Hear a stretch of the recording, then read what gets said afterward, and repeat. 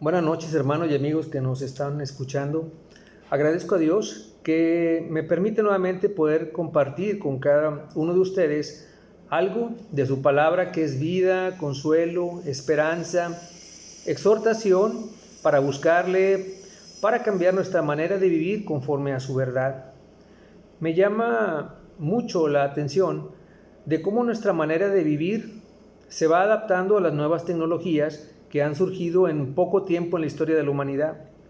Los medios de comunicación y las redes sociales nos van presentando cada vez más y más una infinidad de recursos, de creencias, de formas y estilos de vivir. Nos brindan un sinfín de caminos y de opciones, y que muchos de ellos pudieran tener un aspecto antibíblico, para los cuales, si nosotros como creyentes no estamos bien fundamentados y cimentados sobre la base de nuestra vida, que es en Cristo Jesús, probablemente todo esto pudiera llegar a distraernos y llevarnos a caer en un estado de conformidad en la que nuestra naturaleza humana de pecado se complace.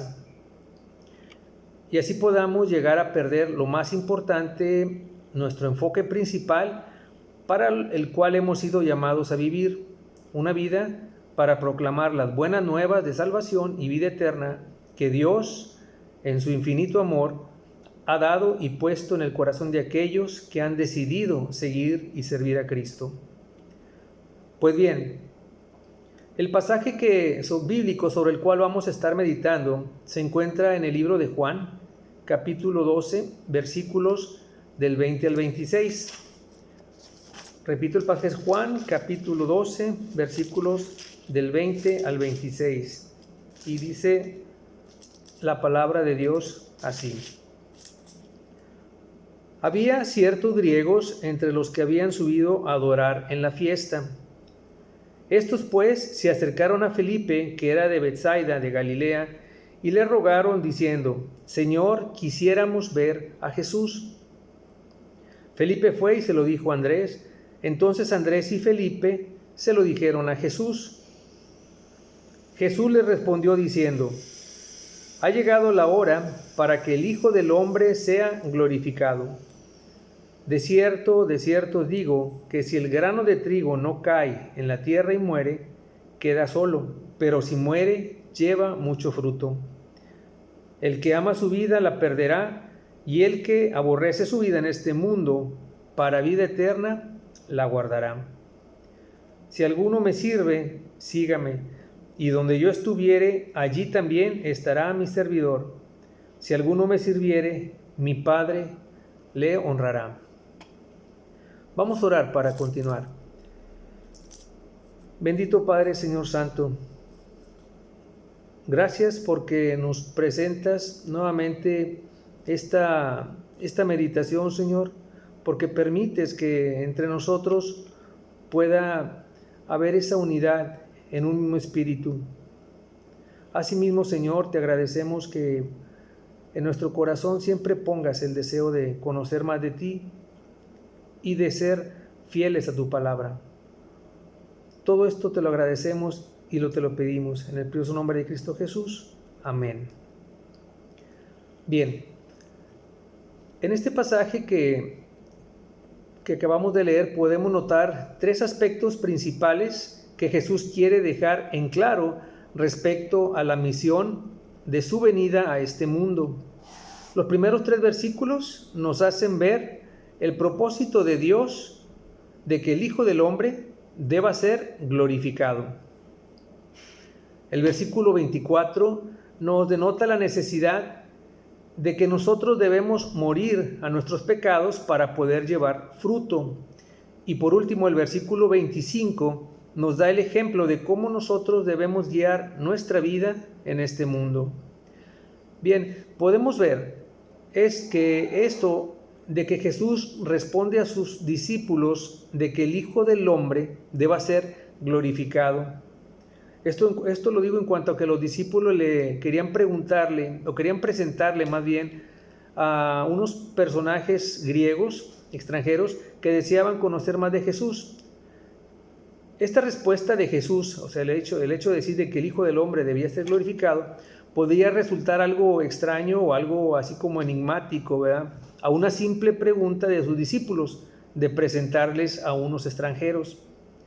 Ahora, podríamos entender que quizás estos extranjeros ya habían escuchado o visto muchos de los grandes milagros, de las predicaciones o mensajes que había realizado, y hayan sido de alguna forma impactados o seducidos por la presencia de Jesús, o quizás solo hayan visto alguna oportunidad para satisfacer alguna necesidad o interés personal. De cualquier manera, pienso que los discípulos debieron haber estado también preparados para poder responder acerca de lo que es el sacrificio de nuestro Señor Jesucristo y de la razón de la venida de Jesús a este mundo. Si vemos un poco en el contexto de esta situación, recordemos que a la entrada de Jerusalén, cuando Jesucristo entra, se le había dado a Jesús un reconocimiento como el Rey de Reyes, el Mesías Salvador que vendría a restaurar el reino de Israel. Lo cierto es que para muchos judíos Jesús representaba algo así como un rey temporal, solo quizás un soberano rey o un rey humano sobre la tierra, nada más. Con todo esto es que muy poco serviría a esos griegos, a esos extranjeros, el que conocieran a Cristo solo como un rey terrenal, como un gran maestro o como alguien que hace prodigiosos milagros, sino más bien lo importante era de que ellos pudieran entender, que pudieran reconocer que fuimos creados para su gloria. Es decir, que el hombre glorifica a Dios cuando todas las cosas que somos capaces de hacer y de ser se encuentran su raíz, su fuente de vida en Dios, de tal forma que Dios es capaz de revelarse a sí mismo a todos los hombres. La gloria de Dios está representada en su cruz, en su muerte que sustituye a la nuestra, porque sin ella no habría salvación para nadie. El Salmo del 19 del 1 al 4 nos dice que los cielos cuentan la gloria de Dios y el firmamento anuncia la obra de sus manos. Dice que un día emite palabra a otro día y que una noche a otra noche declara sabiduría. No hay lenguaje ni palabras, ni es oída su voz. Por toda la tierra salió su voz y hasta el extremo del mundo sus palabras. Es por esto que podemos quizás nosotros caer en una cierta trampa cuando estamos confiando en las cosas terrenales, en las relaciones terrenales, en nuestros propios poderes, en nuestros propios talentos o nuestra belleza, o en la bondad que quizás vemos en otras personas. Porque cuando estas cosas se desvanecen, entonces, y caen, como lo harán, van a hacerlo inevitablemente, también vamos a caer nosotros en una gran desesperación. Ahora, el pasaje que nos sigue hablando, allá en el versículo 24, nos dice que si el grano de trigo no cae en tierra y muere, entonces queda solo, pero si muere, entonces llevará mucho fruto. En este pequeño texto cabe suponer que nuestro Señor Jesucristo estaba haciendo una alusión a sí mismo para mostrar cuando Él descendió del cielo a este mundo, que fue como la semilla plantada, que al morir produciría un fruto muy abundante de salvación para cada uno de los hombres, que en Él depositara su confianza para vida eterna. Entonces, era necesario que el Hijo del Hombre muriera para poder llevar mucho fruto. Algo que cabe mencionar también es que esas palabras que decía, de cierto digo, Jesús utilizaba, era para denotar una verdad muy profunda, era como una manera para llamar la atención de la gente a su alrededor, para que estos se pusieran muy al pendiente de las palabras tan importantes que Cristo deseaba transmitirles. Ahí en la primera carta de Corintios, del 15:36, nos dice lo siguiente: necio, lo que tú siembras no se vivificará, si no muere antes. Entonces no cabe duda que Jesús con su muerte se multiplicaría la salvación y vendría a todos los hombres, pero también se está dirigiendo a nosotros, que debemos aprender de la semilla de trigo que cae en buena tierra, esta germina y produce mucho fruto. Es por ello que esto es un llamamiento a que todos los creyentes mueran a sí mismos y podamos estar llevando una vida despegada de este mundo y vivamos a esa vida que Jesús nos está brindando. El versículo 25 nos da el ejemplo de una vida piadosa y desapegada de las cosas de este mundo. Nos dice que el que ama su vida la perderá, mas el que aborrece su vida en este mundo para vida eterna guardará. Aquí pareciera algo contradictorio que se nos diga que debemos aborrecer nuestra vida en este mundo, porque aborrecer significa no querer, significa despreciar, odiar, no amar. Pero si lo contrastamos con la cultura que estamos viviendo, en donde se nos dice que debemos sobrevalorar nuestra vida, poniendo nuestros deseos, nuestros intereses, nuestros gustos por encima de todas las cosas, en primer lugar, antes de que cualquier otra cosa, entonces podríamos entender la razón por la cual la palabra de Dios nos dice que debemos aborrecer nuestra vida, es decir, aborrecer nuestros deseos, nuestros intereses, nuestros gustos que estén por encima de todo. Y es que en nuestra cultura actual nos enfatizan mucho que debemos voltearnos a creer más en uno mismo que creer en Dios, a servirse más uno mismo que a servir a nuestro prójimo, en descansar sobre nuestras propias fuerzas, sobre nuestros propios conocimientos, sobre nuestro propio razonamiento, y esto representa inclusive una perspectiva también antibíblica. Ahora, en la primera parte del versículo nos dice que el que ama su vida la va a perder.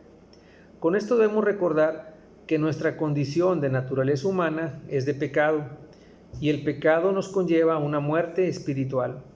Si nos dejamos llevar por nuestra carnalidad, entonces estaremos alejándonos de Dios, porque nuestra carnalidad ama el pecado y el pecado nos aleja de Dios, ya que estaremos sobrevalorándonos a nosotros mismos, porque las personas que aman su vida terrenal y se esfuerzan solo por su vida en este mundo, estos la van a terminar perdiendo en la vida eterna que Dios nos ofrece a través de Cristo Jesús. Es por esto entonces que el verdadero llamado que Cristo hace a todos los creyentes es que nos pongamos o que pongamos nuestros ojos de fe, nuestros ojos de espiritualidad en el reino de los cielos, y debemos estar viviendo en este mundo siempre pensando que la vida eterna debe ser la única opción, la que vale, en la cual nos debemos estar esforzando por caminar en ella día con día.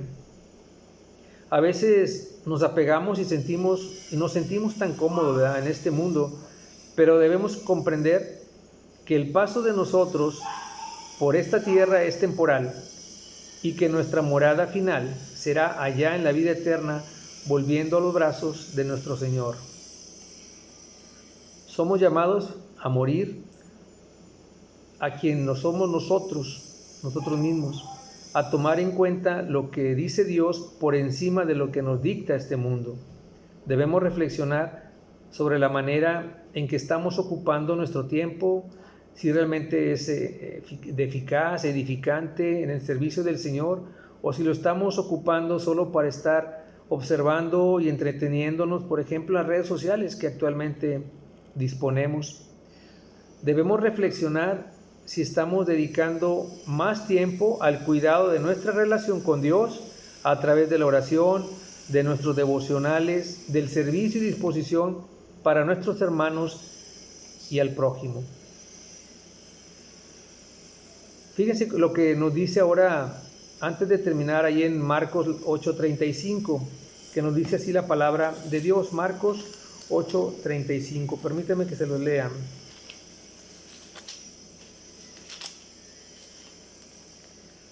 Dice así: porque todo el que quiera salvar su vida, la perderá, y todo el que pierda su vida por causa de mí y del Evangelio, la salvará. Finalmente, hermanos, debemos meditar en este pasaje y considerar si estamos amando nuestra vida solo para esta tierra que es temporal, o estamos amando nuestra vida para una vida eterna. Prioricemos a Dios sobre todas las cosas, viviendo el Evangelio como fieles servidores de Cristo. Dios les guarde, Dios les bendiga.